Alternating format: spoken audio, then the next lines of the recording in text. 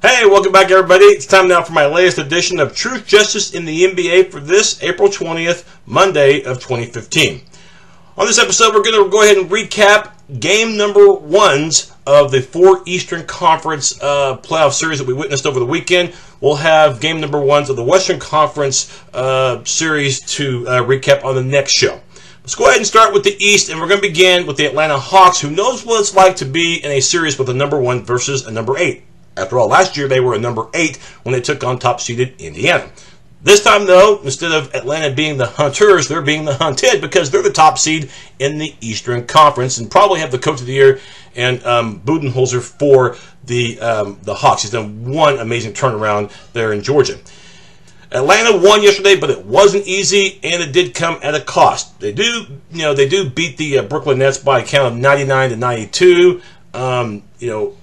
Other than the opening minute, they were able to maintain the lead throughout, but Brooklyn just did not go away. They were one pesky group, and of course, it came at a price. How? Al Horford. They're all pro. They're all star post player. Had an injury, and it happened late in the game. Dislocated the right pinky.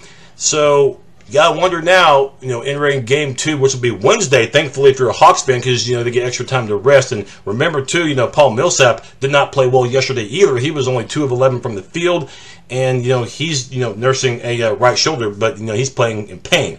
You gotta wonder right now with these injuries, primarily in the paint, where Brooklyn had despite losing, had a nice game in the paint. They out-rebounded the Hawks by 8, and, Brook Lopez had the game of his life as far as rebounding in the playoffs. 14 rebounds, a career high, and he contributed with 17 points. So really watch the injury situation for the Hawks. We'll see if Budenholzer will have to tweak the lineup up just a bit. Some other bright spots. If you're looking at the game itself, we talked about Lopez for Brooklyn. How about for Atlanta, Kyle Korver? And I think when things really got interesting in this game, it was Korver who leads the league in three-point shooting anyway, with 49%. He delivered. He delivered big time for the Hawks. 21 points in the game on 5 threes. So, he was really a big easy. He was really a reliable source. And also, too, Dennis Schroeder coming off the bench, having 13 points in the game. For Brooklyn, they can at least know one thing. They know that they can play with Atlanta, okay? Lionel Hollins, who used to coach at Memphis, loves that slow-down style, that half-court game. Atlanta likes it up-tempo. Joe Johnson, though, has to do his part. He did score, 17 in the game, but when it came to three-point range, he was pitiful. Didn't make a single three-pointer out of 6 attempts, and the turnovers have to cut down for the Nets. They had 17 in the game. Free throw shooting also. Gotta give credit to Atlanta, one of the best free throw shooting teams in the league. They only missed 1 free throw out of 22 attempts for 95%. The Nets, by the way, only 68%. When you're the underdog, those have got to be free points. They have to be free. They cannot be wasted, and they wasted 7 of them because they went 15 of 22 from the charity stripe. Game number 2, again, will be on Wednesday from North Georgia. Talking about the Cleveland Cavaliers, and how about the debut, playoff speaking, of Kyrie Irving. He was sensational from three-point range, from any range, 30 points, had 20 in the first half, and you're a pretty good team when you've only shot less than 40%, and your opponent has shot nearly 60, and you're only down 4 at the end of the first quarter. It was just a question, just a matter of time before the Cavaliers woke up and LeBron James and company weathered the early storm. And probably about the 8-minute mark of the second period, that's when the Cavs took over, and Boston didn't know what hit them. So Cleveland wins at 113-100. You do give Boston credit, though, for being scrappy and showing a lot of pride. They got down by 20 in the third, on a 14-0 run, down 6, and not only was James Jones, a former Miami Heat player and former teammate of LeBron's at Miami, able to provide a spark with a turnaround jump shot and a buzzer-beating three-pointer in the third quarter to take that lead to 15, but they did so in those final few minutes without LeBron James. So that tells you that LeBron is the rock of this team. He did have 20, wasn't one of his best games, but he did contribute rebounding-wise, assist-wise, and of course point-wise for the Cavs. It tells you that they are a complete team. Kevin Love got off to a terrible start. Didn't hit a single field goal in the opening quarter, but the third quarter is when he exploded. If you want to look at the big difference in this game for the two teams, check this out. LeBron James and Kyrie Irving combined for 50.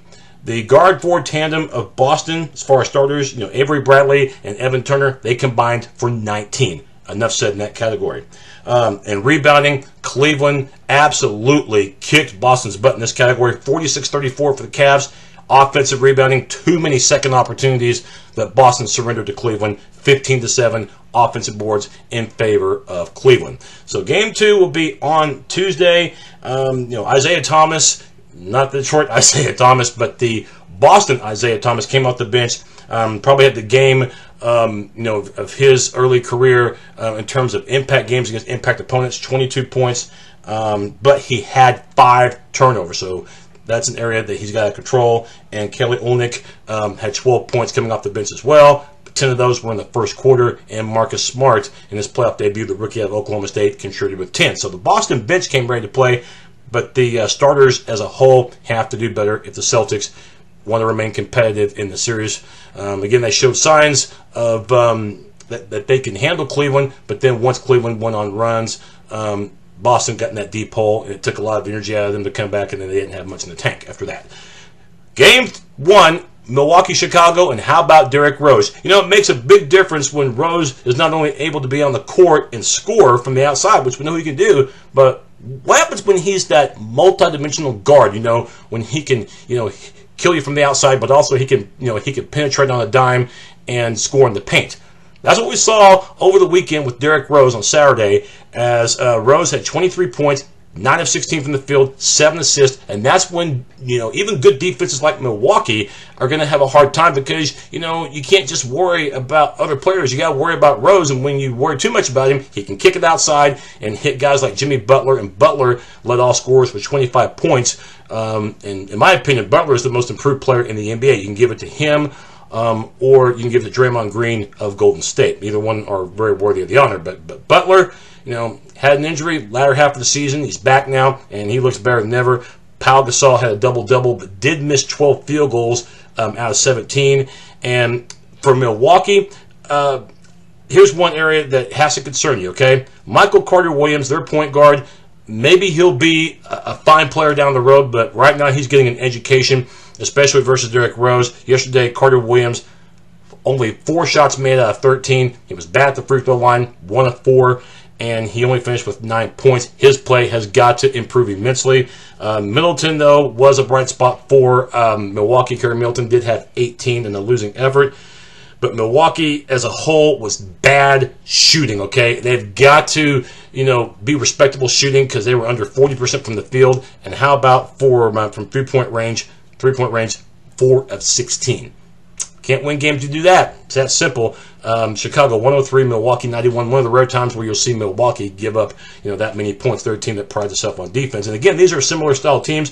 If Chicago does need to improve in at least one area, turnovers, the Bulls had too many. They had 19 in the game. And also, too, keep an eye on the injury situation. We didn't see Kirk Hinrich because the knee is still bothering him.